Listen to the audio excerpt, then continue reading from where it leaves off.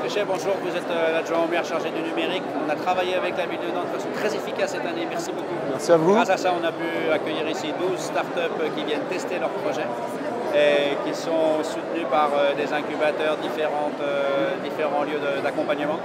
Est-ce que vous pouvez nous dire un mot de pourquoi la ville a fait ça, pourquoi la ville nous a accompagnés dans ce projet, et puis quelle est la politique de la ville sur le numérique vis-à-vis des 50 ans et plus? On va parler pas des seniors, des 50 ans et plus. Non, 50 ans et plus, ça me va très bien.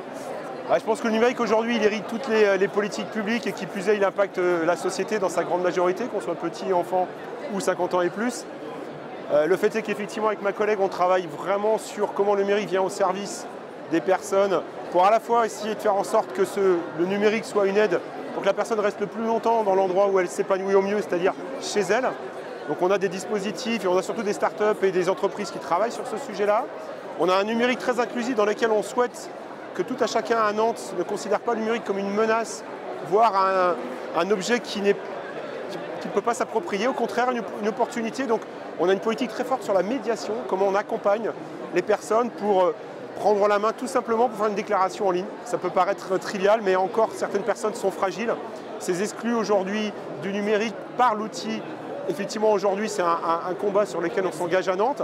On s'engage aussi pour accompagner les entreprises innovantes, les startups qui, à un moment donné, je pense par exemple à une startup qui va mettre en réseau les aidants, les voisins qui vont à un moment donné accompagner Camille, Camille étant une personne qui veut rester chez elle parce que c'est bien de rester chez elle, c'est là qu'elle s'épanouit. Donc on voit que le numérique vient ici au service, on va dire, d'une communauté qui va aider. Et puis encore une fois, une politique très forte portée par Johanna Roland de se dire qu'aujourd'hui, la politique sur les personnes, la longévité avec le grand débat et le numérique qui vient encore une fois au service, accompagner ces démarches-là. Donc je regarde Catherine avec qui on travaille régulièrement sur ces sujets-là. Et je crois qu'on a la chance à Nantes d'avoir un écosystème qui s'empare de ce sujet aussi.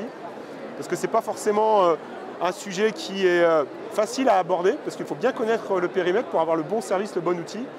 Je fais un petit clin d'œil effectivement à une start-up que je viens de découvrir là, sur une boîte à souvenirs, où comment les personnes âgées vont à un moment donné graver dans le marbre leurs souvenirs, leurs histoires familiales et les transmettre de génération en génération.